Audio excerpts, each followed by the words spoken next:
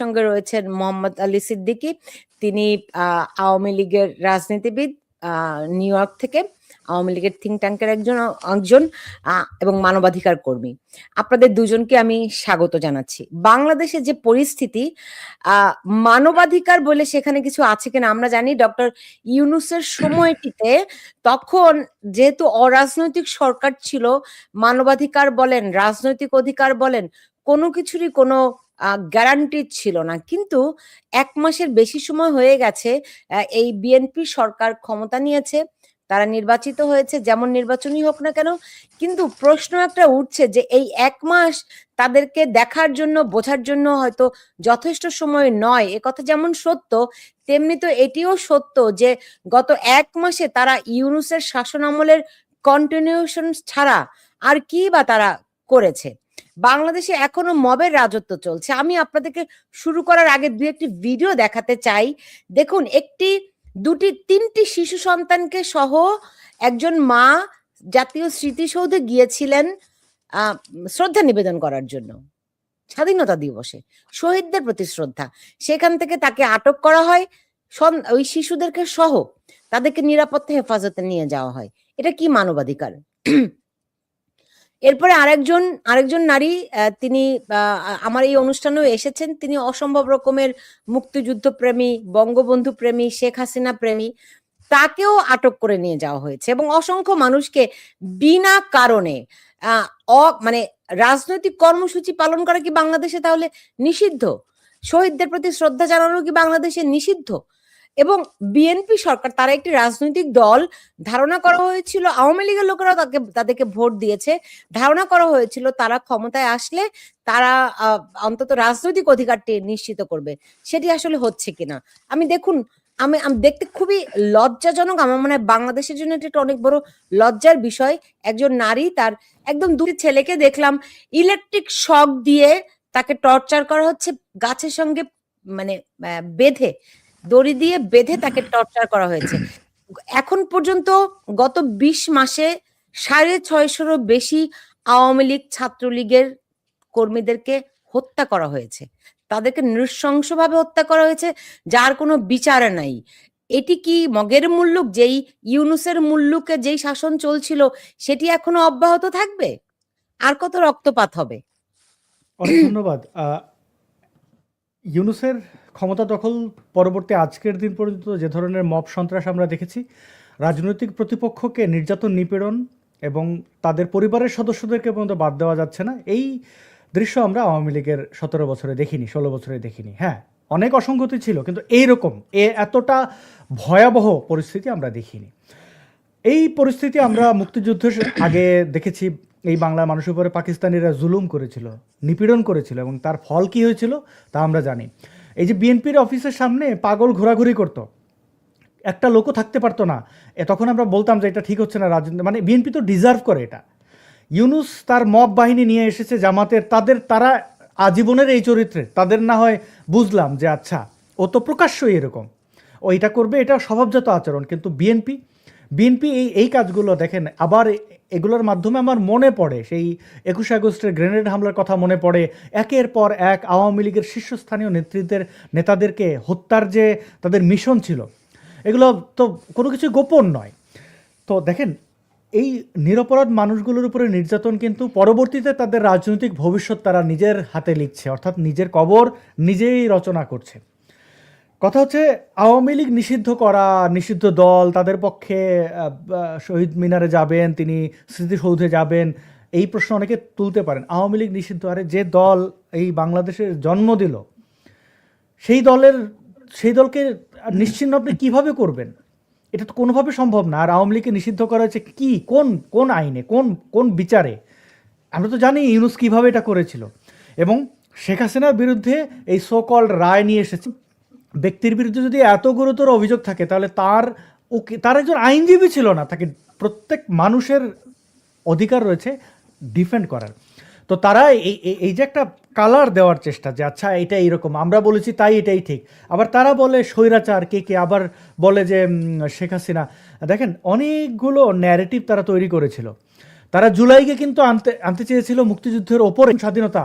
হ্যাঁ, জুলাই সনদ কী নিয়ে এসেছিল, তো কোনো কিছুই টেকেনি, তাদের এই নির্মমতাও টিকবে না, আওয়ামী লীগ নিষিদ্ধকরণ এটাও টিকবে না, শেখ হাসিনার বিরুদ্ধে এই যে কী সব রায়টায় আবার বলে শেখ হাসিনা পালিয়ে গেছে, পালিয়ে যদি যাওয়া হয় তাহলে তারেক জিয়া পালিয়ে গেছিল, কারণ সুস্পষ্টভাবে মুচলেকে দিয়ে বিমানে উঠে তিনি গেছেন। শেখ হাসিনা তো তার বক্তব্য এখনও বলছেন যে আমি তো জানি টুঙ্গিপাড়ায় যাচ্ছি, আর তাকে ওই সময় যদি যারাই মিলিটারি সদস্য, বাংলাদেশ মিলিটারি তাদের নিজস্ব বাহনে করে কলকাতায় ভারতে গিয়ে দিয়ে এসেছে, এটা না দিলে তো তাকে হত্যা করা হতো, এটা অবধারিত। যেই নারীর আমার এই বাংলাদেশে যখন দেখি বঙ্গবন্ধুর ভাস্কর্যের উপরে উঠে প্রস্রাব করে, যে প্রস্রাব করছে তার কিন্তু জীবনের গ্যারান্টি নেই, কারণ ওইখান থেকে পড়লে সে মরে যেতে পারে। তারপর তার কাছে প্রস্রাব করাটা জরুরি, কারণ হচ্ছে যে ও তো একদম পিওর রাজাকারের বাচ্চা, এটা তার জীবনের ব্রত ছিল। সেই 1971-এ তাদের বাপদাদাদের যে আকাম, তারা যে গণহত্যা চালিয়েছিল, সেই জন্য শাস্তি কেন দেওয়া হয়েছে, সেই প্রতিশোধ হিসেবে তারা এটা করেছে। বঙ্গবন্ধুর ভাস্কর্য প্রত্যেকটা বাঙালির, যারা এই মুক্তিকামী মানুষ, এই বাংলাদেশকে ভালোবাসে, তাদের হৃদয়ে, ওটা ভাঙবে কি করে? এরপরে কি করেছে দেখেন, শেখ হাসিনার অন্তর্বাস মনে করিয়ে এইভাবে এই বাচ্চা বাচ্চা ছেলে, এদের মা বোন নেই, এরা এরা এরা শেখ হাসিনাকে পেলে কি করতো? এক একটা আঙুল কেটে দেখা গেল যে মুখে করে কামড়াতো আর বলতো যে আমি শেখ হাসিনার রক্ত খাচ্ছি।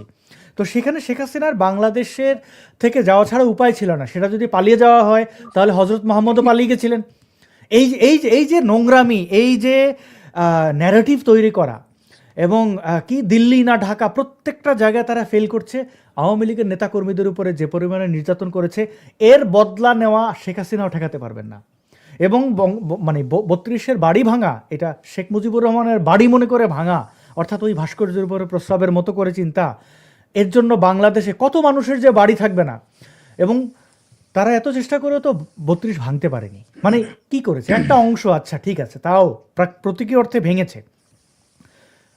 ডক্টর মোহাম্মদ ইউনূসের কোনো প্রতিষ্ঠান, মানে আমি তো সর্বসম্মানের জায়গায় রাখছি যে টয়লেট বানাবে, এর চেয়ে সর্বনিকৃষ্ট আর কি করতে পারে, সেই ভাবনা আমার জায়গা থেকে নেই। কিন্তু আওয়ামী লীগের নেতাকর্মীকে আমি চিনি, দেখেন টিট ফর ট্যাট, এই যে দৃষ্টান্ত উপস্থাপন করছে রাজনীতিতে, এর ফলাফল কিন্তু আমরা দেখব। আমার সাথে বিজ্ঞ মোহাম্মদ সিদ্দিক ভাই আছেন, ওনারা অনেক কিছু দেখেছেন যা আমরা দেখিনি, কিন্তু আমরা এখন যা দেখলাম ইতিহাসের তো সাক্ষী। রাজনীতিতে যে ভাষার ব্যবহার, হাদিমাদি ছিঁড়ে ফেলো, মানে শব্দটা বদলে একটু বললাম, আর যত অশ্লীল কথাবার্তা, এগুলো রাজনীতিতে যারা এস্টাবলিশ করেছে তাদেরও কিন্তু এগুলো শুনতে হবে। এর চেয়ে করা মানে মানে কি বলে, সুদে আসলে, ইউনূসের সুদে, সর্বোচ্চ সুদে আসলে কিন্তু এদেরকে ফেরত দেওয়া হবে। তো আমাদের একটা পুরো জেনারেশনকে, নাই আসাদ নূর, ইউনূস সরকার তো নাই, তারপরও আপনি এগুলো আসলে বিশ্বাস করেন? অব্যাহত হয়েছে কেন? আপনি আসলে বিশ্বাস করেন ইউনূস সরকার নাই? রোজার রহমান কি জন্য, তার আসল নাম আমি মনে নেই আমার, বা অন্যান্য, দেখেন ইউনূসের কোন চোরের বিচারের আওতায় আনা হয়েছে? কোন এই যে উপদেষ্টা যতগুলো ছিল, আচ্ছা আপনি বলেন তো উপদেষ্টাদের মধ্যে সৎ কে ছিল? 5 জনের নাম বলেন। আরে যে মানে মানে একদম মবের মধ্যে সবচেয়ে নির্বোধ, যেটা মানে নিজের মুখে বলে ফেলেছে যে আমরা পুলিশ হত্যা করেছি, এই সন্তোষকে আমরা এখানে জ্বালিয়ে দিয়েছিলাম। আরে সেই পোলারে দিল্লিতে পেয়েছে 40,000 ক্রিপ্টোকারেন্সি, একদম নির্বোধের কাছে এত টাকা। তা আসিফ মাহমুদ, সজীব ভুইয়া, আসিফ নজরুল্লাহ, ফারুকি, তাদের কাউকে কোনো জবাবদিহিতার মধ্যে আনা হয়েছে? ইউনূস কিভাবে এসএসএফ এর নিরাপত্তা পায়? আপনি বলতেছেন ইউনূস সরকার ক্ষমতা নেই, এটা তো আমার হায়াল্লাহ খালেদ বলতে হয়, মানে হায়াল্লাহ সুলতানা, এটা কি বলে? ইউনূসই ক্ষমতায় আছে, জামাতি ক্ষমতায় আছে। মোহাম্মদ আলী সিদ্দিকী, আপনার কাছে কি মনে হয় এই যে অত্যাচার, নির্মমতা, এগুলো যে অব্যাহত আছে, ওই ধারাবাহিকতাটাই চলছে, নাকি মানুষ যে আশা করেছিল রাজনৈতিক সরকার ক্ষমতায় আসলে এর থেকে নিস্তার পাওয়া যাবে, আপনারা কি তার কোনো আভাস দেখতে পান? ধন্যবাদ সুলতানা আপা আপনার প্রশ্নের জন্য। আমি আপনার কথাই ফিরে আসি এভাবে যে এই বিএনপি জামাতের যে সরকার এখন, এটা ইউনূসের সেই অবৈধ দখলদার সরকারের ধারাবাহিকতা মাত্র। এবং আসাদ নূর ভাই বলেছেন যথার্থই যে সেই রজার রহমান আগে ছিল সিকিউরিটি অ্যাডভাইজার, এখন সে পররাষ্ট্রমন্ত্রী, মানে আরো আরো বড় পদে, মানে সারা বিশ্বের সাথে যোগাযোগ এবং পররাষ্ট্র নীতিটা সে দেখবেন। আরেকজন আছে অ্যাটর্নি জেনারেল ছিল, এখন আইনমন্ত্রী হয়েছে। ওই যে চোখ পিট পিট করে একটা একটা ইসের মতো, আমি দেখলেই খুব করি যে কোথার থেকে এগুলো আমদানি হয়েছে। আমি এরকম অনেকগুলা ক্যারেক্টার দেখি। ঢাকা বিশ্ববিদ্যালয়ের ডাকসুতে এক নেতা আছে যার, আমি জানি না আল্লাহ সবাইকে সৃষ্টি করেছে, দাঁত উঁচু উঁচু, আমার কাছে মনে হয় বিহারি পল্লী থেকে আসছে। রাজশাহী বিশ্ববিদ্যালয়ে আম্মান নামে এক ডাকসুর জিএস, তার চেহারা দেখে এরকম আমার কাছে মনে হয় যে এটা এটা অন্য জগৎ থেকে আসা, হয় রোহিঙ্গা না হলে বিহারি।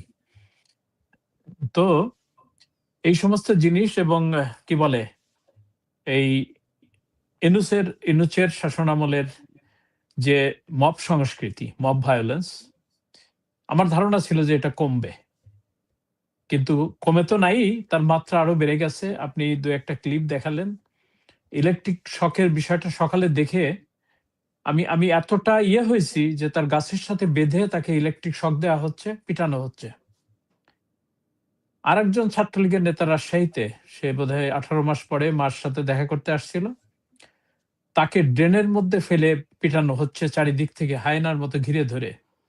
মানে সে অসহায়ের মতো মানে আকুতি জানাচ্ছে বাঁচার জন্য।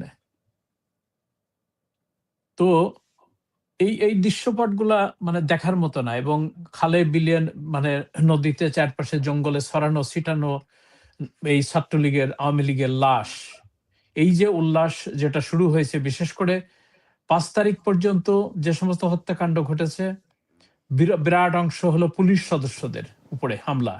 এবং যে 3200 পুলিশ সদস্যের হত্যার কথা বলা হয়, যে প্রায় 500 থানা আক্রমণ করে সে অস্ত্র যেমন একদিকে লুট করে নিছে। আর আমি মনে করি যে আওয়ামী লীগ সরকার বড় একটা ভুল করেছে।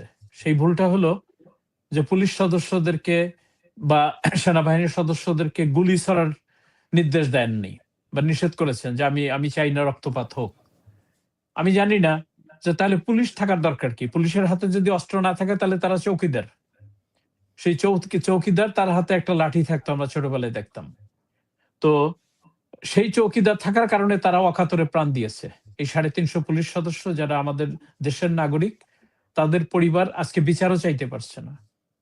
তো এই হত্যাকাণ্ড ঘটানোর পরে 5 তারিখ থেকে নতুন অধ্যায় শুরু হয়েছে, যেটা মব সংস্কৃতি। কারণ ছাত্রলীগ, যুবলীগ, আওয়ামী লীগ তার পরিচয়, বা অতীতে অথবা তার বাবা আওয়ামী লীগ করে, তার জন্য তার সন্তান অথবা তার স্ত্রী, তাদের উপরে বাড়িতে, দোকানে, রাস্তায় সর্বত্র হামলা করে তাদেরকে হত্যা করা হচ্ছে, পিটিয়ে মারা হচ্ছে। আমি স্বচক্ষে মুক্তিযুদ্ধের সময় আমি অংশগ্রহণ করেছি, আমি দেখেছি পাকিস্তানি বর্বর বাহিনী, তারা যাদেরকে ধরতো, তাদের হিন্দু না মুসলমান এটা পরীক্ষার জন্য কাপড় খুলে তারা দেখে করত। যদি পাইতো হিন্দু, তার গুলি করে মারতো। সো সেখানে একটা মুসলমান প্রীতি তারা দেখাইতো। তো এখানে হয়েছে যেটা, যে সংস্কৃতি ইউনুসের সময় চালু হয়েছে, আপনি বলেন আর না বলেন, আপনার হাতে একটা ফোন থাকলে, মোবাইল ফোন নিয়ে তার মধ্যে সার্চ করে যদি আওয়ামী লীগ, শেখ হাসিনা, বঙ্গবন্ধুর ছবি পায়, তাহলেই আপনি ধরা খাইছেন। তো এই যে সংস্কৃতি, এবং এই 18 মাস পরে একটা সরকার আসলো, আমরা ধরে নেই যদি যে তথাকথিত নির্বাচিত সরকার, সেই সরকারের আমলেও এই যে ইলেকট্রিক শক দেওয়া বা পেটানো, এবং একজন বিছানার থেকে উঠে আসছে একটা টাওয়েল দিয়ে সে তার আব্রু রক্ষার চেষ্টা করতেছে, তার ডান বাম পিছন সামনে থেকে যেভাবে পাঞ্চ করা হচ্ছে, পিটানো হচ্ছে, এটা কোনো মানুষ মানুষের সাথে করতে পারে কিনা? আপনি যে শব্দটা ব্যবহার করেছেন, যে আওয়ামী লীগ ছাত্রলীগের উপরে যে বর্বরতা, এ কোন যুগের বর্বরতা? আমি দেখছি যে এটা মধ্যযুগকেও ছাড়িয়ে গেছে। কারণ এইভাবে একজন মানুষকে অকস্মাৎ একটা বিশ্বাসের কারণে তার উপরে হামলে পড়তেছেন, আপনি পিটাচ্ছেন, মেরে ফেলতেছেন। আর না হলে তাকে পিটিয়ে তারপরে পুলিশের হাতে সোপর্দ করতেছেন। পুলিশ আবার আর এক ডিগ্রি আগাইয়ে তাকে হত্যা মামলা অথবা সন্ত্রাস দমন আইনে মামলা দিয়ে তাকে জেলে পাঠাচ্ছে, এবং সে জামিন পাচ্ছে না। আবার এই জামিনের একটা সংস্কৃতি, গতকাল শুনলাম এক বন্ধু, যে এই পুলিশ, তারপরে আদালতের কি বলে ম্যাজিস্ট্রেট বা ইত্যাদি, লক্ষ লক্ষ টাকা, 5 লক্ষ, 10 লক্ষ, 20 লক্ষ টাকা দিয়ে তাদেরকে ম্যানেজ করে একটা জামিনের ব্যবস্থা করা হচ্ছে। যদিও জামিন নিয়ে কেবল বের হয়ে আসছে, তখন নতুন করে আবার ধরে তাকে আরেকটা মামলা দিয়ে তাকে জেলে আবার পাঠানো হচ্ছে। এই যে হাজার হাজার আওয়ামী লীগের নেতা কর্মী, সিনিয়র নেতা সহ জেলের প্রকোষ্ঠে, এই 1 মাস এই বিএনপি সরকারের আমলে আমরা আমরা মনে করছিলাম যে তারা হয়তো এই জামিন দেবে, বা আওয়ামী লীগের উপরে যে নিষেধাজ্ঞা, তার রাজনৈতিক কর্মকাণ্ডের উপর নিষেধাজ্ঞাটা প্রত্যাহার করবে। কারণ বিএনপি যদিও ক্যান্টনমেন্টে জন্ম নেওয়া একটা সংকর দল, যে সমস্ত স্বাধীনতা বিরোধীর, সমস্ত মুসলিম লীগ, জামাতে ইসলামী, পিডিপি, ওই তৎকালীন সময়কার জাসদ বাসদ ইত্যাদি সব নিয়ে এক জায়গায় নিয়ে এসে একটা দল গঠন করেছিল, যেটা মূলত স্বাধীনতা বিরোধীদের একটা আখড়া। তো সেই দল হয়তোবা এতদিনে একটা গণতান্ত্রিক লেবাস পাইছে, তারা হয়তোবা গণতান্ত্রিক আচরণ করবে, কিন্তু তার লেশ মাত্র আমরা দেখতে পাচ্ছি না, বরং এটা বাড়ছে। শুধু বাড়ছেই না, সংসদের মতো পবিত্র জায়গায় যেখানে আইন প্রণয়ন হয়, সেখানে দাঁড়িয়ে স্বরাষ্ট্রমন্ত্রীর যে ঔদ্ধত্যপূর্ণ বক্তব্য সে দিচ্ছে, যে 24 আর 71-এর যে যুদ্ধ, সেই যুদ্ধে যারা মারা গেছে, যারা মারা গেছে, ওই চ্যাপ্টার ক্লোজড, এটার নাকি বিচার হবে না। আর যদি বিচার করতে হয় তাহলে 71 সনে মুক্তিযুদ্ধের সময় যারা রাজাকাররা নিহত হয়েছিল, যদি কেউ মামলা করে তাহলে মুক্তিযোদ্ধাদের বিচার করতে হবে। তো কোনো বিচারই তারা করবে না, অথচ একটা আভাস পাওয়া গেছিল যে তারা হয়তোবা এই হত্যাকাণ্ডের বিচার করবে। ইউনূস যেটা ইনডেমনিটি দিয়ে গেছিল, যে ব্ল্যাঙ্কেট অ্যামনেস্টি, যে 15ই জুলাই থেকে শুরু করে আপনার 15ই আগস্ট পর্যন্ত, মানে যারা নিহত হয়েছে, এদেরকে কোনো বিচার করা যাবে না, মামলা করা যাবে না। মামলার অব্যাহতি কারা নেয়? ইনডেমনিটি কারা দেয়? হত্যাকারীদের বাঁচানোর জন্য এটা দেওয়া হয়। আমরা দেখেছি দুবার বাংলাদেশে ইতিপূর্বে ঘটেছে, যে 15ই আগস্টের যে হত্যাকারী, তাদেরকে এই এই ইনডেমনিটি দেওয়া হয়েছিল, যেটা প্রথমে মোশতাক এটা ডিক্লেয়ার করেছিলেন, জিয়াউর রহমান সেটা সংসদে পাশ করে। বেগম খালেদা জিয়ার আমলে ক্লিন হার্ট অপারেশনের সময় সেনা সদস্যরা ধরে যাকেই ধরে তারই ক্লিন, মানে হার্ট ফেল করে। তো সেই সময় ক্লিন হার্ট অপারেশনের সময় 58 জন কি বলে নাগরিককে হত্যা করা হয়, এবং তাদেরকে, সেনাবাহিনীকে এই ইনডেমনিটি দেওয়া হয়েছিল। এই আবার ইউনূস সরকার আবার ইনডেমনিটি যাদেরকে দিয়েছে, কিন্তু সেই হত্যাকাণ্ড সংগঠিত হয়ে এখানেই শেষ হয়নি। আপনি যেটা বললেন যে সাধারণ নাগরিকের অধিকার আছে শহীদ মিনারের স্মৃতিসৌধে গিয়ে জাতীয় দিবসগুলোতে শ্রদ্ধা জানানো সেই বীরদেরকে। একজন নারী তার 3টা শিশুপুত্র নিয়ে সে সেখানে শ্রদ্ধা জানাতে গেছে, যার আওয়ামী লীগের সাথে কোনো পদ পদবি অ্যাফিলিয়েশন নাই। আরেকজন মডেল এবং অ্যাক্ট্রেস, অভিনেত্রী, তার বিষয়টা দেখছি, যে সে মিষ্টি সুভাষ, একজন অ্যাক্টিভিস্ট, পার্টির অ্যাক্টিভিস্ট, সে শেখ হাসিনার পক্ষে শ্রদ্ধা জানাতে গেছে। এটা তার অপরাধ, সে জয় বাংলা স্লোগান দিচ্ছে, তাকেও এই রিমান্ড চাইছে, 2 দিনের রিমান্ড মঞ্জুর করেছে। আমার প্রশ্ন যে এটা কি আমরা সেই হবুচন্দ্র গবুচন্দ্রের দেশে আসলাম কিনা? যে যুক্তি কোথায়? তাকে রিমান্ড নিয়ে কি বের করতে চাইবে? যে তুমি ফুলের তোড়া নিয়ে গেছিলা, বা কতগুলো ফুলের স্টিক রজনীগন্ধা নিয়ে গেছিলা, ওইগুলা গান হিসাবে সে ব্যবহার করবে, না গ্রেনেড হিসাবে, নাকি মিসাইল? আমি জানি না। এবং সেই সন্ত্রাসী কার্যক্রমের অপরাধে তাকে রিমান্ডে নিয়ে জিজ্ঞাসাবাদ করে বের করতে হবে যে এগুলা কি মানে রিয়েলি উইপন কিনা। কারণ এই ফরেন্সিক টেস্ট হয়তো তারা করছে ইতিমধ্যে। এই যে হাস্যস্কর বিষয় এবং মানবাধিকারের যে চরম লঙ্ঘন, 3 শিশুর মধ্যে 2 শিশুকে, এই যে তাহমিনা আক্তার নামে যে নারীকে গ্রেপ্তার করে জেলে নেওয়া হয়েছে, তার 2টা শিশুকে সেফ কাস্টডিতে নিয়ে যাওয়া হয়েছে। একজনের বয়স 13 বছর, আরেকজনের 7 বছর, আর 3 মাসের বাচ্চা তার কোলে, তাকে নিয়ে কারাগারে নেওয়া হয়েছে। আপনি দেখেন যে আওয়ামী লীগের আমলে এরকম ছোটখাটো কোনো ঘটনা ঘটলে সুশীল সমাজ, মানবাধিকার সংগঠন সমূহ মানে একেবারে রাস্তায় নেমে আসতো যে মানবাধিকার লঙ্ঘিত। আজকে কারো মুখে কোনো একটা মানে রা শব্দ নেই, টু শব্দ নেই যে এটা কি হচ্ছে। আজকে মানে একটা বাংলাদেশকে একটা মধ্যযুগীয় একটা হোলি ল্যান্ডে নিয়ে যাওয়া হচ্ছে। আমি মনে করি যে এটা আইয়ামে জাহেলিয়াতের যুগকেও মানে এখানে হার মানানো হচ্ছে এই আইনের মানে শাসনের নামে। আমরা আগে দেখেছি কিছুদিন আগে জাহাঙ্গীর নামে এক কি বলে সাবেক সেনা কর্মকর্তা, তার কথা, তার আচরণ, বাচন ভঙ্গি দেখে মনে হইতে কোন জঙ্গল থেকে উঠে আসছে। হ্যাঁ, সুন্দর বাচন ভঙ্গির এই সালাউদ্দিন, যাকে কি বলে কয়েকদিন আগেও সে ভারতে গুম হয়ে গেছিল যে শোনা যায়, তো নামের সাথে তার ট্যাগ যুক্ত হয়েছে। তো শিলং শিলং সালাউদ্দিন, সে এখন বহাল তবিয়তে প্রতিদিন এক একটা নসিহত করে যাচ্ছে জাতিকে। হ্যাঁ, তো আমি জানি না যে আসাদ নূর ভাই উল্লেখ করলেন যে কি করে আওয়ামী লীগের কোটি কোটি নেতা কর্মী সমর্থক যারা এটা সহ্য করছে। আমি আমি মনে করি যে মানুষের ধৈর্যের সহ্যের একটা সীমা থাকে। হ্যাঁ, কিছু নেতা, হাতে গোনা কিছু নেতা হয়তো দেশের বাইরে তারা তারা যেতে বাধ্য হয়েছে। বঙ্গবন্ধু কন্যা জননেত্রী শেখ হাসিনা উনি দিল্লিতে আছেন, ভারতে আছেন, কিন্তু এই মানে 60 থেকে 70% জনমত যেখানে আওয়ামী লীগের পক্ষে, সেই জনস্রোত যদি ওই যে দেওয়ালে পিঠ থেকে গেলে যদি রুখে দাঁড়ায়, তারা ঘর থেকে বের হয়ে আসে, আমি মনে করি খড়কুটার মতো ভেসে যাবে এই অপশক্তি। এই যে বিএনপি আজকে যে ক্ষমতার দম্ভে তারা তারা মদমত্ত হয়ে ছাত্রলীগ, আওয়ামী লীগ, যুবলীগের উপরে যে নৃশংসতা, যে বর্বরতা চালাচ্ছে, হ্যাঁ, আমি মনে করি যে আমার যদি বাঁচার অধিকারকে কেড়ে নেওয়া হয়, আমার যদি গণতান্ত্রিক অধিকার আমাকে দেওয়া না হয়, আমাদের কি বলে আওয়ামী লীগের মতো সবচেয়ে প্রাচীনতম দল, সেই দলকে তার কার্যক্রম করতে না দেওয়া হয়, তাহলে তারা কি আন্ডারগ্রাউন্ড পার্টি হিসাবে চলে যাবে, নাকি আর একটা দ্বিতীয় মুক্তিযুদ্ধের ডাক দিতে হবে? আমি মনে করি যে এই ধারাবাহিকতা অব্যাহত থাকলে, আমি একজন মানে কি বলবো বঙ্গবন্ধুর আদর্শের অনুসারী। আমরা শত্রু মুক্ত করেছিলাম দেশকে অস্ত্র হাতে নিয়ে। আজকে আবার সেই একই শত্রু, সেই পরাজিত শক্তি যারা একতাবদ্ধ হয়েছে, হ্যাঁ, সে সময় সেই মার্কিন যুক্তরাষ্ট্র, এই পাকিস্তান এবং কি বলে ইসলামী যে সমস্ত রাষ্ট্রগুলা, বিশেষ করে কাতার, ইয়ার কি বলে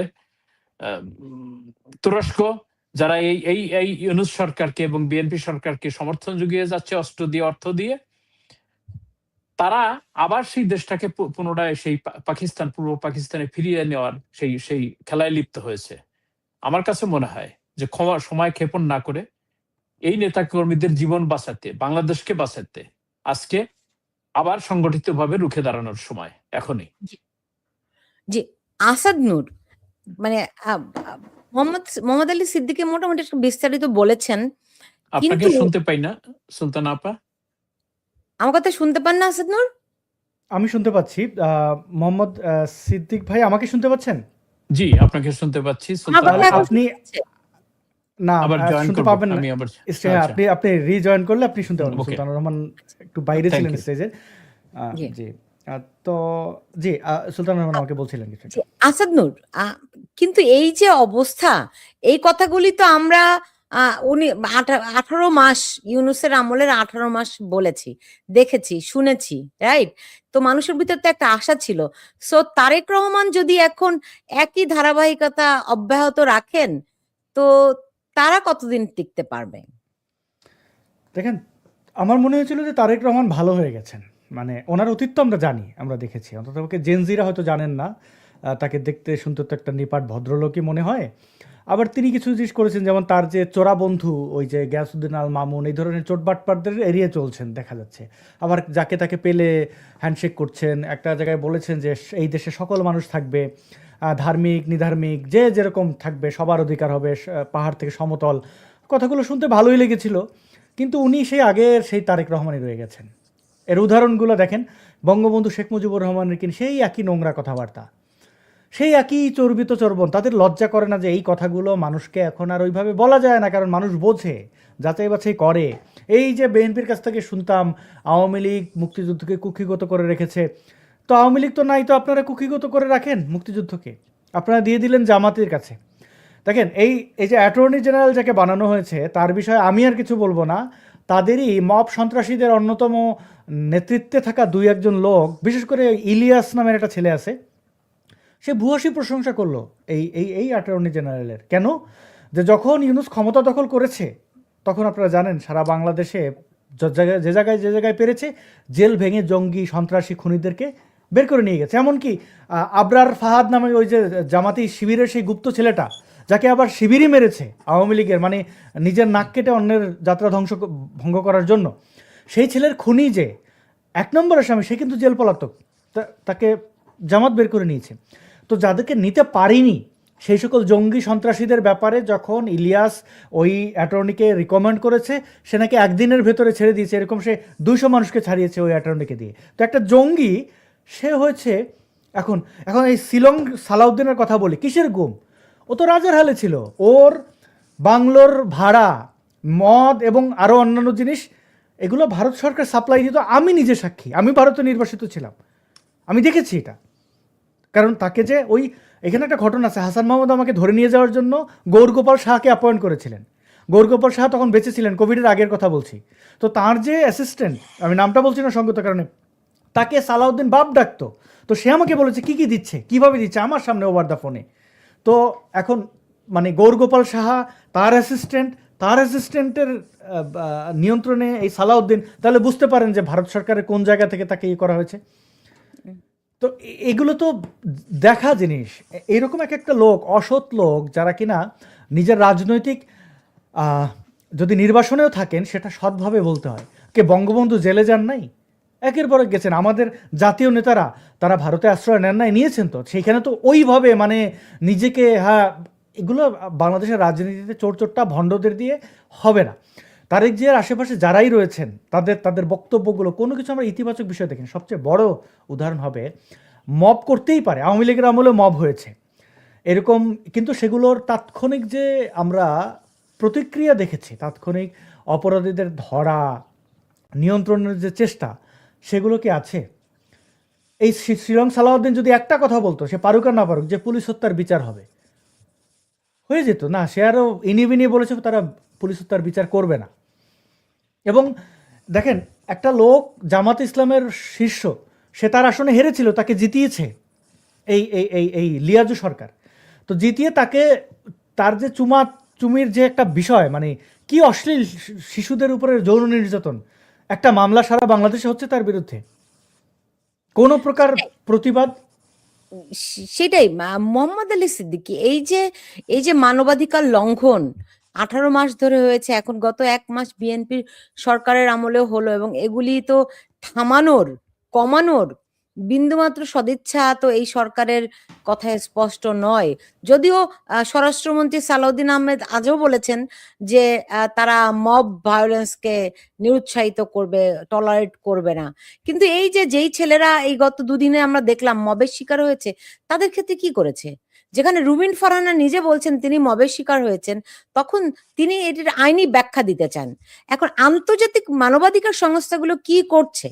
তারা এত নীরব কেন? আমি জানলাম যে আজকেই জাতিসংঘ থেকে একটি চিঠি দেওয়া হয়েছে, তারা এই তারেক রহমানের সরকারকে একটা সতর্কতা দিয়েছে, একটা চিঠি দিয়েছে। আপনি কি আমাদেরকে এই ব্যাপারে বিস্তারিত কিছু বলতে পারেন? জি, আমি দেখেছি চিঠিটা, 18 পৃষ্ঠার একটা চিঠি, তার একটা সামারি নোট সহ 3 জন ইউএন রিপোর্টিয়ার, তারা কয়েকটা বিষয়ের উপরে আলোকপাত করে বিশ্লেষণ করে সেটা তুলে ধরেছে, যেখানে বাংলাদেশ এই মানবাধিকার রক্ষার জন্য যে ইউএন হিউম্যান রাইটস চার্টার, সেই চার্টারে তারা সই করেছে যে 6 সেপ্টেম্বর 2000 সনে, এবং তার ধারাবাহিক যে article 19, article 21, article 22, article 25 comprising with the ICCPR, এবং যার অধীনে এইগুলা যারা স্বাক্ষরকারী দেশ তারা এটা মানতে বাধ্য। তো সেই বিষয়গুলোর উল্লেখ করে তারা চিঠি দিয়ে অ্যাড্রেস করেছে যে তারা দেখতে চায় যে অতি দ্রুত এই সরকার, আগের সরকার অবৈধ অনির্বাচিত একটি সরকার ছিল, তো এই সরকার, তোমরা নির্বাচিত সরকার, তোমরা এই কমপ্লায়েন্স গুলা তোমরা করবা। তার সাথে সাথে তারা আবেদন জানাইছে যে বাংলাদেশের ডেমোক্রেটিক ফিল্ড সবার জন্য উন্মুক্ত করে দেওয়া। বৃহত্তম একটা দল আওয়ামী লীগ, তাকে একটি অধ্যাদেশের মাধ্যমে তার কার্যক্রম নিষিদ্ধ করা হয়েছে, এবং তাদের নির্বাচন কমিশন থেকেও তাদের রেজিস্ট্রেশনটাকে বাতিল করা হয়েছে। অথচ আওয়ামী লীগ দল হিসাবে এমন কোনো ক্রাইম করে নাই যেটা কোথাও আইনে প্রমাণিত। তারা উল্লেখ করেছে যে আওয়ামী লীগের যদি কোনো ব্যক্তি, কোনো নেতৃস্থানীয় নেতা মানে ইয়েতে কোনো অপরাধ করে থাকে, সেই অপরাধ প্রমাণ সাপেক্ষে নিরপেক্ষ আদালতে বিচার্য। সে ব্যাপারে আমাদের কোনো বক্তব্য নাই, কিন্তু সবার জন্য মুক্ত মানে কি বলে বাতায়ন সেটা থাকা দরকার। এবং তারা উল্লেখ করেছে বিশেষ করে যে রেস্ট্রিকশন গুলা যেখানে আনা হয়েছে সেই রেস্ট্রিকশন গুলা প্রত্যাহার করার জন্য। সেটা হলো যে একটা যে right two freedom of assembly, যে কোনো মানুষ যে কোনো জায়গায় তার অ্যাসেম্বলি করতে পারে, peaceful assembly and show their expression, হ্যাঁ, ফ্রিডম অফ এক্সপ্রেশন, এবং participate in the public affairs. হ্যাঁ, এই বিষয়গুলোর উপর অবতারণা করে তারা আলোকপাত করেছে যে তোমরা অনতিবিলম্বে এই কমপ্লায়েন্স গুলা রিস্টাবলিশ করো। তা না হলে কোন দেশে যে গণতান্ত্রিক দেশ বলে, নির্বাচিত সরকার বলে তোমাদের এই জাতিসংঘের সনদ কি বলবো অমান্যকারী দেশ হিসাবে এটা গণ্য করা হবে। এবং এই ঠিক একই রকম চিঠি তারা ইউনূস সরকারকেও দিয়েছিল, যেটা আমি জেনেছি যে ইউনূস সরকার এখানে কোনো রেসপন্স করেনি, কারণ তারা ওই কি বলে বিগ পাওয়ার বা ডিপ স্টেট কর্তৃক সেখানে ইমপ্লান্টেড করে দেওয়া মনস্টার, এবং সেই মনস্টার ছিল মোহাম্মদ ইউনূস, যে দীর্ঘদিন ধরে তাকে তৈরি করা হয়েছিল তাদের ভূ রাজনৈতিক স্বার্থ হাসিলের জন্য। আমার ধারণা যে ইতিমধ্যেই ইউনূস সরকার তার 18 মাসে তাদের সেই রাজনৈতিক অভিলাষ পূর্ণ করেছে, এবং তাদের যে চাহিদাগুলো ছিল করিডোর, হিউম্যানিটেরিয়ান করিডোর দেওয়া, ওই তাদের কোনো নেভাল বেস তৈরি করা, এবং আপনার বিভিন্ন পোর্ট, সেই পোর্টগুলা তাদের কাছে লিজ দেওয়া, একক দেশ হিসাবে এলএনজি আমদানি শুধুমাত্র যুক্তরাষ্ট্র থেকে করতে হবে, এবং সেটা ডাবল দামে, যেটা আগে $9 $9.5 প্রতি সিএফটির দাম ছিল, সেটাকে বাড়াইয়ে $15.5 $16 নেওয়া হয়েছে। এবং একমাত্র দেশ যেখানে পিটার হাস তিনি এক্সিকিউটিভ অ্যাডভাইজার হিসেবে যেখানে যোগদান করেছেন, মানে এক্সেলারেট এনার্জি। এবং আগে বাংলাদেশ 3টা দেশ থেকে এই এলএনজি কিনতো।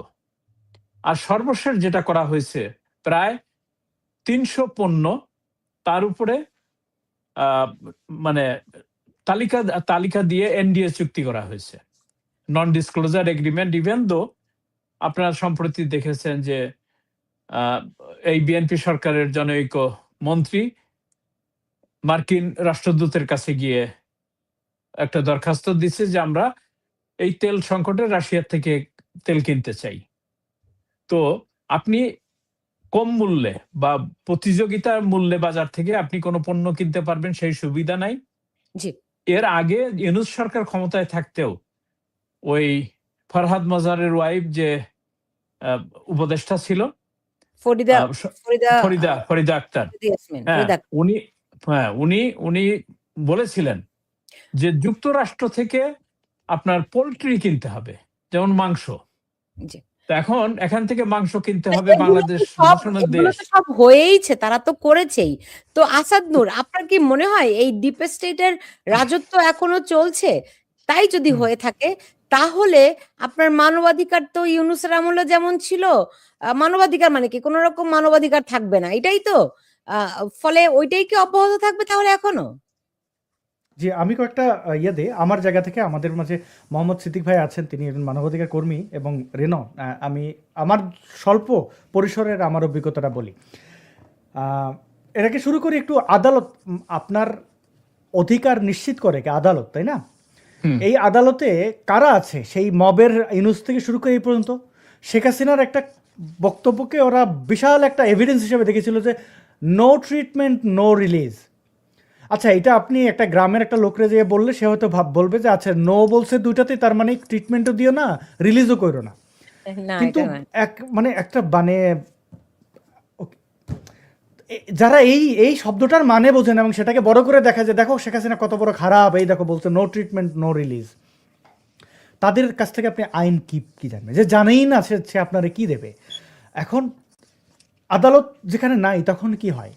আমরা আন্তর্জাতিক অনেক যারা নিজেদেরকে মানবতাবাদী বলেন, মানবাধিকার রক্ষাকারী, তাদেরকে বলি, তাই তো? আমি জুলাই জঙ্গিদের অনেকের ব্যাপারে ডিটেলে কম করে হলে সুলতান আপা 100টা ইমেল নিজের হাতে ড্রাফট করেছি। সুলতান আপাকে একটা জিনিস জানাইতে হলে হোয়াটসঅ্যাপে একটা জিনিস পাঠিয়ে দিলাম, একটা ভয়েস রেকর্ড পাঠিয়ে দিলাম, একটা ফোন করে ফেললাম, হয়ে যায়। কিন্তু এই অফিসিয়াল ইমেলগুলো, এবং ইংরেজি আমাদের মাতৃভাষাও না, একটু কষ্টই হয়, খুব কষ্ট করেছি। একদম নিজে উদ্যোগে এই ইনফরমেশনগুলো কাদেরকে আমি পাঠিয়েছিলাম, আমি নামই বলি কারণ আমার কারোর কাছে বর্গা দেওয়া নাই। Amnesty international, human rights watch, তারপরে পেন ইন্টারন্যাশনাল, কারণ ওইখানে কিছু আমাদের সাংবাদিক এবং লেখক ছিলেন, আর্টিস্টও ছিলেন এই ভিকটিমদের মধ্যে।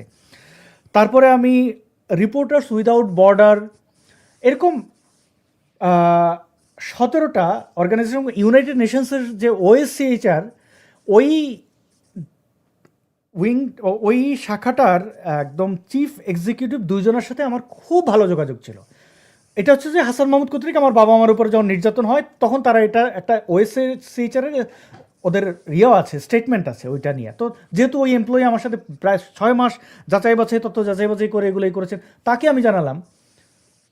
সবাই সাইলেন্ট, সবাই, একটা অর্গানাইজেশন ছাড়া। আমি তো ভাবলাম ব্যাপারটা কি, কারণ এদের সাথে আমার ইমেল চালাচালি হতো, আগে ইমেল করলে সেটা 1-2 দিনের মধ্যে রিপ্লাই আমি পেতাম, বিভিন্ন বিষয়ে অসঙ্গতি আমি, তারা সবাই চুপ। আমার একটু খটকা লাগলো যে এইটা কেন, কারণ ঘটনাগুলো তো জেনুইন, আর আমার তো এখানে কোনো পলিটিক্যাল বেনিফিট না। আমি যা আগে যেরকম ধর্মীয় সংখ্যালঘুরা নির্যাতিত হলে, এথিস্টরা নির্যাতিত হলে আমি তাদের ফলো আপ করলে এটা আসতো, আমি একটু খোঁজ নেওয়ার চেষ্টা করলাম ব্যাপারটা কি। এর মধ্যেই আমার বাংলাদেশ রিলেটেড যারা যারা ছিল, আমি ধরে অ্যামনেস্টি ইন্টারন্যাশনালের বাংলাদেশ এবং পাকিস্তানের দায়িত্ব ছিল সুলতান মোহাম্মদ জাকারিয়া। এই ছেলেটা যে গুপ্ত ছিল আমি জানতাম না। সে কিন্তু জামাতের নমিনেশনে নির্বাচন করেছে, এমপির নির্বাচন নোয়াখালী থেকে। তো এই সুলতান মোহাম্মদ জাকারিয়া অ্যামনেস্টি ইন্টারন্যাশনালের মতো প্রতিষ্ঠানে গিয়ে ওই পদটি তাকে জামাত সাহায্য করেছে, তাকে পড়াশোনা করানো থেকে শুরু করে আর্থিক নিউ ইয়র্কের মতো একটা জায়গায় থেকে সে কোনো কাজ করতো না, সে স্কলারশিপ কিসের কিসের বলে বলে কাজ করতো। আবার আপনি একজন প্রবীণ সাংবাদিককে চিনবেন, সেলিম সামাদ। নেমোখারাম মানুষদের নামগুলো নিতে আমার খারাপ লাগে। এই সেলিম সামাদ আওয়ামী লীগের উচ্ছিষ্ট শুধু খায় নাই, বড় মূলাটাও খেয়েছে, আপেলটাও খেয়েছে। সেই সেলিম সামাদ বঙ্গবন্ধুর ভাস্কর্য 32 ভাঙার পরে বলেছিল ওই ধানমন্ডির 32-এর নাম বদলে জুলাই 36 করা হোক। কত বড় গাদ্দার হইলে পরে এই কাজটা করা যায়, এইভাবে বলা যায়। সে কে ছিল? RSF-এর বাংলাদেশের দায়িত্বে ছিল। আমি খুঁজে খুঁজে বাইর করলাম যে সব জায়গায় তো এই ডিপ স্টেটের লোক, এবং অন্যথায় এই হিউম্যান রাইটস অর্গানাইজেশনগুলো ডিপ স্টেটের হয়ে তারা ভাড়ায় খাটে কিনা আমি জানি না। কিভাবে এরপরে আমি আরও অনেকবার এটা কনফার্ম হওয়ার জন্য আমি করেছি, যদি আমি মিথ্যা বলে থাকি তারা আমার নামে মানহানির মামলা দিই, কারণ আমার তো ডকুমেন্ট আছে, আমি তাদের পাঠিয়েছি, কোনো জায়গা থেকে কোনো রেসপন্স করেনি। তার মানে হচ্ছে এই মানবাধিকার সংস্থাগুলো একটা পার্টিকুলার পারপাস সার্ভ করার জন্য ছিল। দেখেন, আমি তাদের কাছ থেকে উপকৃত হয়েছি, এটা আমি স্বীকার করি, কিন্তু সেটা আমি ভিকটিম ছিলাম। তারা আমার এই বিষয়গুলো সবকটাই, যতগুলো অর্গানাইজেশনের নাম বলেছি সবার একাধিক তারা আর্টিকেল পাবলিশ করেছে আমার ব্যাপারে। তো আমি তাদের ধন্যবাদ দিতে পারি, কিন্তু আমি কৃতজ্ঞ ওইভাবে বলবো না, কারণ আমি তো একই ভিকটিম, আমার চেয়ে বেশি ভিকটিম ছিল, তাদের ব্যাপারে তোমরা চুপ কেন?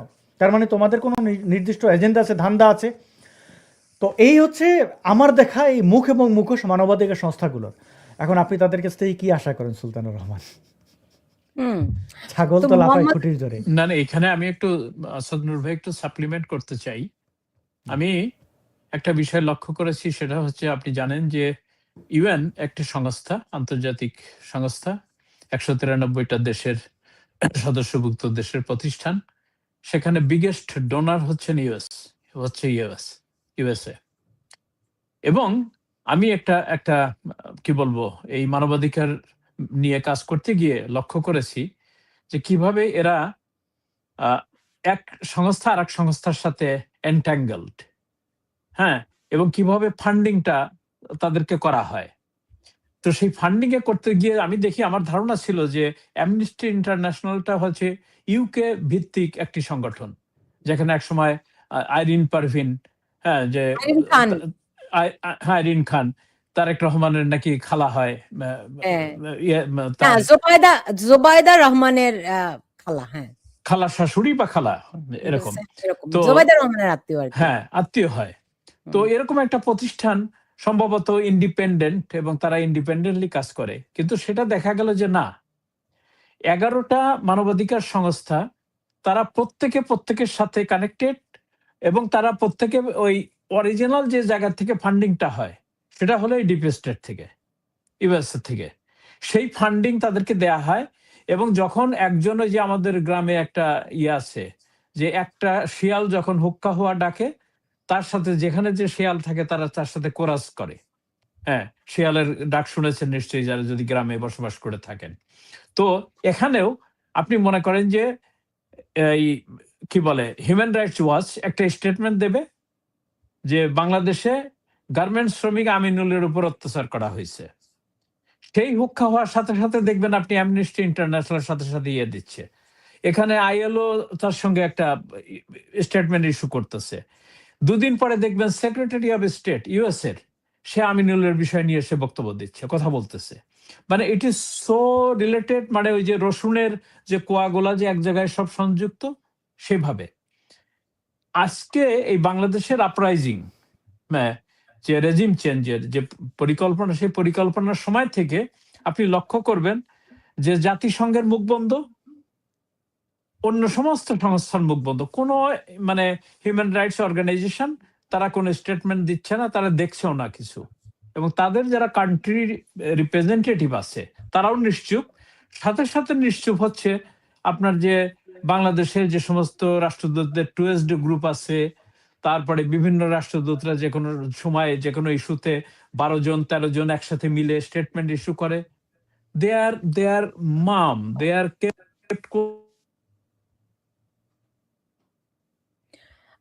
মোহাম্মদ আলী সিদ্দিকীর লাইনটা কেটে গেল। তিনি নিশ্চয়ই আবার যুক্ত হবেন, সংযোগটি বিচ্ছিন্ন হয়ে গেছে। আসাদ নূর, যদি এই অবস্থা হয় তাহলে আজকে কি মনে করে জাতিসংঘ একটি নোটিশ দিল তারেক রহমানকে উদ্দেশ্য করে? এখন কিছু জিনিস তো দেখাতেই হয়, নইলে তো তারা যে কোনো ধরেন পেইড সংবাদ সংস্থার মতো হয়ে যাচ্ছে, তাই না? তাদের একটু মাঝে মাঝে নড়াচড়া দিতে হয়। আমি একটু মনে করাই, অ্যামনেস্টি ইন্টারন্যাশনাল কিন্তু ভারতে ব্যান, তাদের অফিস টফিস সিলগালা করে দিয়েছে। কারণ এই গন্ধ তো ভারত পেয়ে গেছে যে এরা কার হয়ে পারপাস সার্ভ করছে। যদি কোনো প্রতিষ্ঠান নিরপেক্ষ না হয় তাহলে আমার মনে হয় ভবিষ্যতে বাংলাদেশের ভেবে দেখা উচিত। এরা কিন্তু মানবাধিকারের নামে ঢোকে।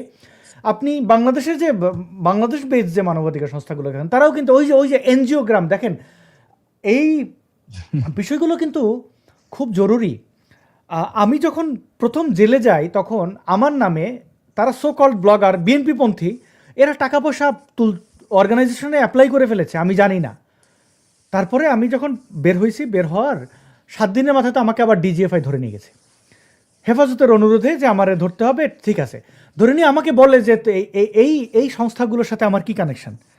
আমি বললাম তো আমি এদের চিনি না, আমি জানি না, আমি জেলে ছিলাম, আমার নামে এই করেছে। ওই যে জোবায়ন সন্ধি চিনবেন, ওই মানে ওই আপনাকে যে একজন লোক আছে না সুইজারল্যান্ডে গালাগালি করে, ওই টাইপের আর কি। এরা হচ্ছে যে মদ্যপ, মানে বদ লোক। মদ খাওয়া তো ভালো, কিন্তু মদ খেয়ে তাদের কাজ হচ্ছে মদ খাইছে, আমি গালাগালি করে বুঝাইতে হবে মদ খাইছে। তো ওই লোক আমার নামে এরকম টাকা পয়সাই করে ফেলছে। আর ডিজিএফআই আমারে ওই জন্য, মানে অন্যান্য যা ইয়ে করছে তো করছে, আমার দেশের গোয়েন্দা সংস্থা আমাকে যেভাবে করছে, এটা আমার জন্য খুব লজ্জার ইয়ে ছিল। যাই হোক, আমি তারপরে তারা আমারে বলছে যে এরা তো দেশের বিরুদ্ধে কাজ করে, আপনাকে এরা এই অ্যাকাউন্টে টাকা পাঠাইছে। আমি বললাম ওই অ্যাকাউন্ট আমার না, আমি জানি না এই অ্যাকাউন্ট কোথায়, আমি জেলে, আমি জানি না এটা বিষয়। আর সত্যি তারপরে তারা বুঝছে যে এটার সাথে আমি জানি না, আমার কাছে তো টাকাটা আসে নাই, ওই অন্য দেশে আর কি। তো এবং আমার আইনজীবীও ছিল। আমি বললাম আমার আইনজীবীকে জিজ্ঞেস করেন, আমি এই বিষয়ে কিছুই জানি না, আমাকে জেলে কেউ বলা হয় না। আমার ওই কথাটা পরে, অনেক পরে, যে আমাকে এই অ্যামাউন্টটা নিয়ে ওইটা কীরকম দেশদ্রোহী আমাকে কেন বললো, কারণ আমি তো দেশদ্রোহী কাজ কোনো দিন করি নাই। আর যদি তারা জানে যে এইভাবে এনজিও হয়ে ফান্ডিং আসে, তাহলে এগুলো বন্ধ করছে না কেন? দেখেন, আমার কিন্তু ওই কানে ওই শব্দটা আমার আছে, এবং আপনার শোতে কিন্তু আব্দুল মোমেন সাহেব কিন্তু এই কথাটা ইয়ে করছিলেন। তিনি একবার নাকি শেখ হাসিনাকে বলেছিলেন যে আমরা এই কয় টাকায় ওরা দেয়, ওরা যা দেয় তার চেয়ে বেশি, মানে আমাদের দেশে এনজিওগুলো টাকা যেগুলো দেয় এই দুস্থের নামে, কিন্তু ওরা ওদের পারপাস সার্ভ করে নেয়। আমার মনে হয় এগুলো বন্ধ করে দেওয়া উচিত, ভাবা উচিত। যদি ডিজিএফআই জানে যে এটা দেশদ্রোহী কাজে ব্যবহৃত হয়, অন্য কেউ ব্যবহার করছে, তো তাহলে এটা কেন ব্যান করা হয় নাই? আসলেই তো এটা আসলেই এরা যে টাকা পয়সা দেয়, এই টাকা পয়সা আদিলুর থেকে শুরু করে যত, আমি তাসনিম খলিলের খুব কাছের মানুষ ছিলাম, আমি দেখছি তারা কিভাবে মানে ফাংশন করে, কিভাবে all the prime ministers main এই ডকুমেন্টারি তৈরি করা হয়েছে। এগুলো অনেক নেপথ্যে, অনেক কথা বলা যাবে না, কারণ তাদের মধ্যে কেউ কেউ বাংলাদেশে আছে, তারা ঘটনাচক্রে এই টিমের সাথে ছিল, তারা ভিকটিম হবে। তো সুলতানুর রহমানটা ভেবে দেখা উচিত, এই যেগুলো এনজিওগুলো মানবাধিকারের নামে আসে, বিভিন্ন নামে আসবে, LGBTQ কমিউনিটি এই জুলাই আন্দোলনে যে পরিমাণে টাকা পেয়েছে, আমি এখন এই কথা বললে তো অনেকে LGBTQ কমিউনিটির বিরুদ্ধে চলে যাবে, আমি বলবো না, তাদের মধ্যে বদ কিছু লোক যারা শেখ হাসিনার সামনে যে থতমা বাইর করে হেসে ছবি তুলেছিল, তারা আমাকে পর্যন্ত টাকার অফার করেছিল। আমি তখন কলকাতায় সশরীরে যে অবাক হয়ে গেছি যে এই গোষ্ঠীটার তারা নিপীড়িত, কথা বলি আহমেদিয়া সম্প্রদায় নিপীড়িত, বাংলাদেশে হিন্দুরা নিপীড়িত, কেউ পয়সা এসে যদি বলে এটা, কিন্তু তারা কি পরিমাণ পাইছিল এটা একটু খোঁজ নেওয়া উচিত। খুব বেশি দূর যেতে হবে না, দেখেন অ্যানিম্যাল রাইটস, প্রাণীরা তো কথা বলে না। আমি কয়েকটা নাম বলছি, পরবর্তীতে এগুলো ইতিহাসের সাক্ষী থাকুক। ফাউন্ডেশন একটা আছে। ফাউন্ডেশন কি, তারা প্রাণীর অধিকার নিয়ে কাজ করে। আমি দীর্ঘদিন অধিকার নিয়ে কাজ করেছি, যে কারণে তারেক রহমানের পাশে একটা ছেলে ঘোরাঘুরি করে, নিজেকে মডেল বলে, ওর নামটা কি, 5ই আগস্টের পর দেখলাম সে বঙ্গ জুতার পিতা বলে স্ট্যাটাস দিচ্ছে। আদনান আজাদ তার নাম, নিজেকে মডেল টডেল বলে, পনিমনির কাছাকাছি ঘোরাঘুরি করে। তো তার এই রূপ দেখে আমি অবাক। তারপরে দেখলাম এই অর্গানাইজার, এই আদনান আজাদ যে প্রজেক্টগুলো করতো, এগুলো তারা এনজিও টাকা দিত, তারা টাকার বিনিময় করতো। এরপরে আরেকটা ডট মিলিয়ে দেই, এই যে ফাউন্ডেশন, এটা করছে হচ্ছে শিমু নাসেরকে ইয়ারকির প্রতিষ্ঠাতা, সে একা করে নাই, যাই হোক। আবার এর ওয়াইফ ওই যে দিয়া ছিল ফেসবুকের বাংলাদেশের ইয়ারকি দায়িত্বে। চিন্তা করেন এদের নেটওয়ার্কগুলো, এরা ট্রেনিং প্রাপ্ত, ডিপ স্টেট তাদের ট্রেন করেছে, পয়সা দিয়েছে। এখন তাদের ব্যানার কি দেখেন, অ্যানিমাল রাইটস, তাদের ব্যানার কি ইয়ারকি, মানে এটা একটা মানে সার্কাজমের পেজ। তো তাদের এই গ্রাফিক্স ডিজাইন, এই ইউনুসের আমলে ওই বিকাশ টিকাশের যত অ্যাড ছিল ও ছিল ওইটার দায়িত্বে শিমু নাসের। তো এরা কোথা থেকে কোথায় থাকে। এই জিনিসগুলো যে আমাদের গোয়েন্দা সংস্থা জানে না তা না, এইগুলো যে আওয়ামী লীগের থিঙ্ক ট্যাঙ্করা জানেন না, আমার মনে হয় না যে তা নয়, কিন্তু তারা এগুলো পাত্তা দেন নাই। কিন্তু দেখেন, পাত্তা তো সার্জিসেও কেউ দেয় না ওই সময়, পাত্তা তো এই জুলাই জঙ্গি যেগুলোই আছে, এদের এই যেগুলো সমন্বয়ক হয়েছে, এদের কোনো যোগ্যতা আছে? কোনো একটা আমাদের কোনো একটা প্রাইমারি স্কুলের শিক্ষক হওয়ার তো যোগ্যতা নেই। শিক্ষকতা তো একটা মহান পেশা, বাদ দিলাম, মানে এই যে তাজুল যে ওই যে আইনজীবী, ওদের কেরানি হওয়ারও তো এদের যোগ্যতা নেই। তারা এক একজন হয়ে গেছে মেধাবী। আসিফ মাহমুদ সজীব বইয়ে দেখেন, মানে রাজনীতিতে তো তাও একটা মোটামুটি একটা ডেপথ থাকতে হয়। ওরে জিজ্ঞেস করলো আপনার সহযোগীর টাকা পয়সার ব্যাপারে, ওইটা বললো যে আমি গেছি নীলা মার্কেটে হাঁস খেতে। এবং কি যেন বাংলাদেশে 5 স্টার একটা হোটেলের কথা, যে সেখানে হাঁস না পাওয়া গেলে নীলা মার্কেটে খায়। মানে চিন্তা করেন, এইটার জন্য ফজলুর রহমান একটা ভালো কথা বলেছিলেন, কেসকি বান্দির ফুড নাম রাখছে শাহজাহান খা। তো এদের ব্যাপারে কিন্তু উদার হইলে মানে ওরা কি করবে, ওরা কিছু না। জামাত শিবির বলা হয়তো আওয়ামী লীগের আমলে যে আওয়ামী লীগ জামাত শিবিরকে নির্মূল করার জন্য হেফাজতকে টেনে নিয়েছে। জামাত শিবির নির্মূল হইল কই? তাদের অর্থনীতি কোথায় ধ্বংস হইল? সবই তো দেখলাম যে আরো হৃষ্টপুষ্ট হইলো। এটা আব্দুল মোমেন বলেছেন আপনার শোতেই, আমি আর কি বলবো, যে এই জায়গাগুলো মানবাধিকার এবং এই এদেরকে একটু খেয়াল রাখা উচিত। তো মোহাম্মদ আলী সিদ্দিক, এই যখন বাস্তবতা, তখন আওয়ামী লীগ কোনো জায়গা থেকে সহযোগিতা পাবে না বা পাচ্ছে না, তো তারা কি পরিকল্পনা করছে ফেরার? একটু সংক্ষেপ করে যদি বলেন, শেষ করবো আর কি। হ্যাঁ, বা এই যে পরিস্থিতি, তাদের কর্মীরা এভাবে করে প্রাণ হারাচ্ছে, অমানবিক জীবনযাপন করছে, বর্বর হামলার শিকার হচ্ছে, তো কর্মীদের প্রতি তো তাদের একটা দায়িত্ব আছে, তাই না? না, সেই দায়বদ্ধতার জায়গা থেকে আমি পুনঃ আপনার সাথেও আমি কথা বলেছি ইতিপূর্বে। প্রশ্নটা হচ্ছে ওই জায়গায় যে আওয়ামী লীগের উপরে পুনঃ এভাবে আঘাত এসছে সেই আওয়ামী লীগের জন্মের পর থেকেই। এবারের আঘাতটা আমার কাছে মনে হচ্ছে সবচেয়ে বড় এবং ক্ষত বিক্ষত আঘাত। তবে আসার জায়গা যে জায়গাটায়, সেটা হচ্ছে যে বঙ্গবন্ধুর রক্ত যার শরীরে, যার ধমনীতে প্রবাহিত, সেই শেখ হাসিনা, যিনি ৪৬টা বছর, এই যে তার নির্বাসনের ৬ বছর পরে ৮১-তে ১৭ই মে যখন দেশে ফেরে, তারপর থেকে নিরলসভাবে কাজ করে যাচ্ছেন, যিনি বুলেট, গ্রেনেড কোনো কিছুর পরোয়া করেন নাই এবং পুনঃ পুনঃ সেখান থেকে আল্লাহ পাক তাকে বাঁচিয়ে রাখছেন, উনি ফিরত আসছেন। এবারও ভাগ্যক্রমে উনি বেঁচে আছেন জীবনে। উনি সমস্ত নেতাকর্মীদের সাথে কথা বলছেন, পরিকল্পনা করছেন। হয়তোবা এটা একটা সময় সাপেক্ষ বিষয়, সেটা অচিরেই উনি হয়তোবা সেই আহ্বান জানাবেন বা ডাক দেবেন এবং কর্মীদেরকে রক্ষার জন্য। আমি যেভাবে মনে করি যে টিট ফর ট্যাট, এটা না হলে আওয়ামী লীগ ঘুরে দাঁড়াতে পারবে না। তার যে পরিকল্পনাই এই দল নিক না কেন, তার মধ্যে একটা বিষয় থাকতেই হবে যে আপনি সশস্ত্র জঙ্গিদের সাথে আপনি গান্ধীজির অহিংস আন্দোলন যদি আপনি করতে যান, তাহলে আপনার এইভাবে মানে জীবন দিতে হবে, এরকম পড়ে পড়ে মার খেয়ে, এরকম আপনার শত শত হাজারে হাজারে কর্মীর। এবং দীর্ঘদিন যারা কারাভোগ করছে, 2জন সিনিয়র মন্ত্রী কারাগারে নিহত হয়েছেন। শতাধিক শুনে গেছি যে এই কারাগারের মধ্যে তাদেরকে নির্যাতন এবং বিনা চিকিৎসায় তাদেরকে হত্যা করা হয়েছে।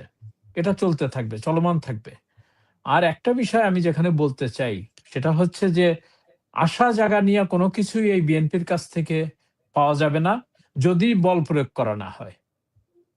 কারণ এই অপশক্তি তারা এই 1 মাসের মধ্যে তারা দেখিয়ে দিয়েছে যে তারা প্রথমের দিকে ভোট পাওয়ার জন্য বা নির্বাচনে জয়ী হওয়ার জন্য কিছু মিষ্টি মিষ্টি কথা বললেও, এবং তারেক রহমান যেটা বলছে আই হ্যাভ এ প্ল্যান, তার প্রতিদিনকার কার্যক্রমের মধ্য দিয়ে এটা প্রমাণিত হচ্ছে যে সেই খাম্বা তারেক, 10% তারেক এবং যার যে বন্ধু সার্কেল যারা ছিল, তার থেকে সে বের হয়ে আসতে পারে নাই।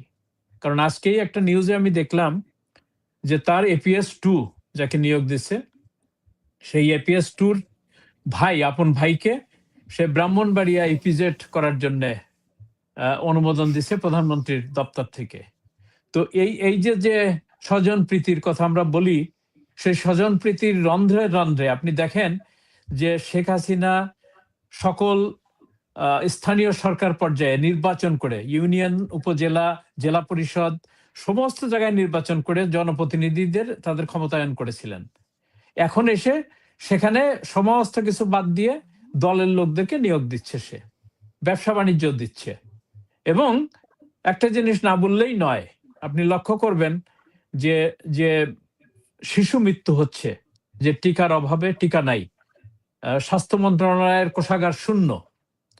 সেই জায়গাতে আপনার যিনি এই স্বাস্থ্য উপদেষ্টা ছিলেন, নূরজাহান বেগম, যিনি এনুসের বান্ধবী, গ্রামীণ ব্যাংকের একজন কর্মকর্তা, সেই নূরজাহান বেগমের মানিকগঞ্জের ইয়েতে একটা বাড়ি, তার এখানে দেখলাম ধামরাইতে বিশাল অট্টালিকা, 4 তলা না 6 তলা ভবন হচ্ছে, যার পাশে 1 তলা টিনের ঘর এবং কি বলে দেওয়াল দেওয়া একটা ঘরে তিনি বসবাস করতেন। তার প্রাসাদোপম বাড়ি সেখানে তৈরি হচ্ছে এই 18 মাসে 17 মাসে। এবং আমি যে কথাটা বলতে চাই যে দুর্নীতির বরপুত্র যেটা তারেক রহমান, যে শেখ হাসিনার সরকার এই শুধু স্বাস্থ্য মন্ত্রণালয়ে 2024 সনে 42,407 কোটি টাকা বরাদ্দ দিয়ে গেছে। 42,407 কোটি টাকা। সেই টাকার একটা টাকাও কোষাগারে নাই। এই 18 মাসে সেটা কোথায় গেল এবং গত 18 মাস কেন টিকা দেওয়া হলো না? এবং শেখ হাসিনার এই প্রকল্প কেন বাতিল করা হলো? নতুন করে কেন টিকা আমদানি করা হলো না? অথচ শেখ হাসিনা কিন্তু আন্তর্জাতিক সংস্থার কাছ থেকে যে মানে তারা এই ভ্যাকসিন হিরো পদক পেয়েছিল। জাতিসংঘ থেকে জাতিসংঘ থেকে, হ্যাঁ, যে global alliance for vaccine and ইমিউনাইজেশনের উপরে।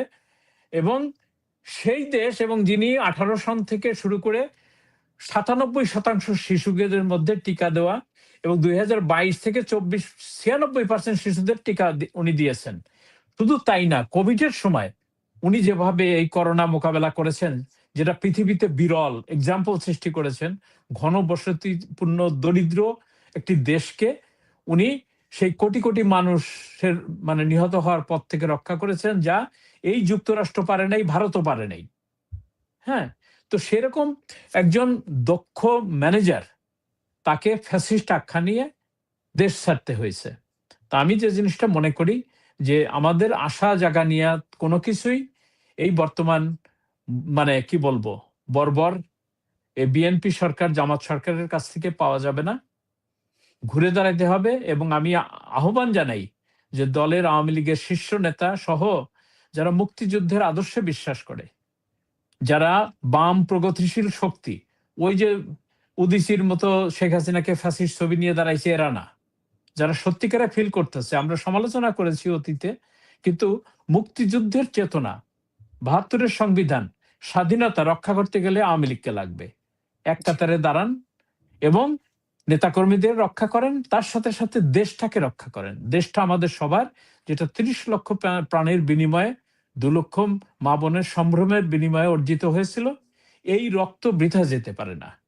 আমি বিশ্বাস করি সেই রক্ত ঋণ শোধ করতে আওয়ামী লীগকে নেতৃত্ব দিতে হবে, আবারও ঘুরে দাঁড়াতে হবে, এবং সেটা যেন আর সময় ক্ষেপণ না করে যত দ্রুত সম্ভব আপনারা ঝাঁপিয়ে পড়ুন, এই আহ্বান জানাই। জি, আসাদ নূর, আপনার শেষ বক্তব্য জানতে চাই। আমার শেষ বক্তব্য হচ্ছে যে ঘটনা অনেক কিছু ঘটবে এবং সব কিছু হয়তো আমরা থামাতে পারবো না, কারণ দেশ দখল একবার হয়ে গেলে সেটা পুনরুদ্ধার করতে সময় লাগে। আওয়ামী লীগের যে নেতাকর্মীরা নির্যাতিত হচ্ছেন তাদেরকে যেন মূল্যায়ন করা হয়, তাদের উপরে নির্যাতন নিপীড়ন পরবর্তীতে, মানে আমি বলছি না তাদের আপনি টাকা পয়সা দেন, পদ পদবী মন্ত্রী বানিয়ে দেন, অন্ততপক্ষে এই দুঃখের ভাগী হবেন। এবং যারা একটু সচেতন নেতাকর্মী রয়েছেন তাদেরকে অনুরোধ করব এগুলো আর্কাইভ করবেন। প্রত্যেকের এখন মোবাইল ফোন আছে, মোবাইল ফোনে একটা গুগল ড্রাইভ হয়, একটা গুগল অ্যাকাউন্ট খুলতে একটা ফোন নাম্বার দিয়ে কয়েকটা গুগল অ্যাকাউন্ট খোলা যায়, একটা গুগল অ্যাকাউন্টে 15 জিবি করে ডেটা রাখা যায়। এরকম যা যা দেখবেন আর্কাইভ করে রেখে দেবেন, যেন পরবর্তীতে এসে কোনো ব্যক্তি নিজেকে, এই যে অপরাধী যারা, তারা এখন তো হয়তো পার পাবে, কিন্তু তারা যাবে কোথায়? আমি যদি আপনাকেই প্রশ্ন করি, এই যারা দেখছেন, আসিফ নজরুল পালিয়ে পৃথিবীর কোন দেশে যাবে? টাকা পয়সা সে লুট করেছে, যাবে কোথায়? যাওয়ার তো জায়গা নাই। বিচারের এই বাংলাদেশে তাদের বিচার যেন হয় এবং সেই বিচারের জন্য প্রমাণ লাগবে। আর আপনি মনে করবেন না অমুক ভাই রাখছে, অমুক, হয়তো কেউ রাখছে না। ইন্টারনেটে একটা সুবিধা হয়, কোনো কিছু আপলোড হলে সেটা মুছে যায় না। কীভাবে মুছে যায় না? আমি, আপনি, আমরাই তো কোনো না কোনো জায়গায় আর্কাইভ করি। এটা করবেন, যার যা কিছু পাবেন আর্কাইভ করে রেখে দেবেন। নিরাপত্তাহীনতা মনে করলে আপনি গুগল অ্যাকাউন্টে লগ আউট করে রাখলে আপনার পাবে কে? পুলিশ ফোন করে ফোনের গ্যালারি পাইতে পারে, আপনার কোন গুগল অ্যাকাউন্ট ছিল এটা তো পুলিশ জানে না। আপনি ওরকম লগ আউট করে রাখবেন, কিছু কিছু জিনিস আর্কাইভ করে, মানে আপলোড করে লগ আউট করে রেখে দেবেন, ফোনেও রাখবেন না। আর সর্বশেষ, আমি যদি বিশ্বাসী হতাম তাহলে আল্লাহর কাছে দোয়া করতাম যে আল্লাহ, ডক্টর মোহাম্মদ ইউনূস সহ এই যে সেলিম সামাদ মরে গেছে, কিছু করার নেই, হারে, মানে এরকম যারা আছে তাদের দীর্ঘায়ু কামনা করি, তারা বেঁচে থাকুক, তাদের বেঁচে থাকাটা দরকার। ইউনূসের মতো যারা বয়োজ্যেষ্ঠ আর কি, মানে না, এটা বিচার না হয়ে মরে যাবে। এটা যা বললেন যে এখন এই রকম অবস্থায় শেখ হাসিনাই একমাত্র ভরসা, কিভাবে এই দেশটিকে উদ্ধার করা যায় এবং একটা সাজানো গোছানো দেশকে কিভাবে ধ্বংস হয়ে গেল, এ ব্যাপারে আপনার মন্তব্যটিও জানতে চাই। আমি মানে না, মানুষ আসাদ আশা নূর, নিয়ে বাঁচে। আসাদ নূর, সরি। হ্যাঁ, শেখ হাসিনা দেখেন, উনি ওনার পরিবারের সাথে যা কিছু হয়েছিল, তারপরে যে উনি ক্ষমতায় এতদিন উনি একটা দেশ পরিচালনা করেছেন এবং খুব চমৎকার ওনার বেশভূষা। আসলে আমরা না ওই অনেক সময় দাঁত থাকতে দাঁতের মর্ম বুঝি না। আমি নিজেও শেখ হাসিনার মারাত্মক বিরোধী ছিলাম এবং তার যে চালচলন, হাঁটা চলা, বিশ্ব দরবারে তার যে ওঠা বসা, এগুলো তো আসলে আমি যত বাংলাদেশ থেকে দূরে আসছি তত বাংলাদেশ সম্পর্কে আমার ডাইমেনশনগুলো আলাদা আলাদা হচ্ছে। এখন পশ্চিমের একটা দেশে আছে, কিছুদিন আগে আমি ইন্ডিয়া ছিলাম, এর আগে বাংলাদেশে ছিলাম, নেপাল। এই যে দেশগুলোর পার্থক্য, আসলে এই সমাজের মানুষ কিভাবে ভাবে, শেখ হাসিনা এইসব জায়গায় আসলে কিভাবে হাঁটাচলা করতেন আর ইউনিচারে দেখলে এই কম্পেয়ার করতে পারছি। তো সেই জায়গায় শেখ হাসিনা নেতৃত্ব নিয়েছেন এবং তিনি যেভাবে ঠান্ডা মাথায় নেতৃত্ব দিয়েছেন দেশের, আমার পরিবার এরকম হত্যা করে ফেললে আমি না জানি কতজনকে হত্যা করে ফেলতাম, আমি জানি না, আর কীভাবে প্রতিশোধ নিতাম। তিনি প্রতিশোধ নেন নাই। তো তিনি তার মনের দিক থেকে চাই তিনি তার দীর্ঘায়ু কামনা করি, যেন তিনি আবার ফিরে সেই দলটার হাল ধরুন। এবং আমি বিশ্বাস করি তিনি, আওয়ামী লীগ এটা মাটির মানুষের দল, তো তিনি যদি এর মধ্যে প্রয়াত হয়েও যান কোনো কারণে, তিনি শারীরিকভাবে অনেক দেখে, মানে আমরা তো অনেকদিন তাকে দেখি না, কিন্তু তার কণ্ঠ শুনলে বুঝতে পারি তিনি মানসিকভাবে এবং শারীরিকভাবে দুই দিক থেকে সুস্থ আছেন। তো তিনি হাল ধরবেন। তিনি না থাকলেও হয়তো আওয়ামী লীগ তার স্বভাবজাত বৈশিষ্ট্যের কারণে এই মানুষের মধ্যেই থাকবে, এটা আমি আশা করি। এবং সেই অনুযায়ী সবার যার যার ভূমিকা, ওইটাও আমি একটু আগে বললাম। জি, জি, আমি শেষ করব মোহাম্মদ আলী সিদ্দিকী আপনার শেষ বক্তব্য দিয়ে। না, অনেক কিছু মিলেই আলোকপাত হলো। মানে আমি যে কথাটা শেষে বলতে চেয়েছিলাম সেটা হচ্ছে যে আশা নিয়েই মানুষ বাঁচে, এবং যে বিষয়টা বিশ্বাস করি যে আওয়ামী লীগ তার শাসনামলে যা কিছু করেছে তার মধ্যে তার ভুল ত্রুটি আছে। এটা ভুলের ঊর্ধ্বে কেউ না দীর্ঘ সময় ক্ষমতায় থাকলে। আমি সেটা মনে করি যে সেটা হাড়ে, হাড়ে মানুষ উপলব্ধি করেছে এই ১৬ বছরের শাসন আর ১৮ মাসের শাসন এবং এই যে ১ মাসের বিএনপির শাসন।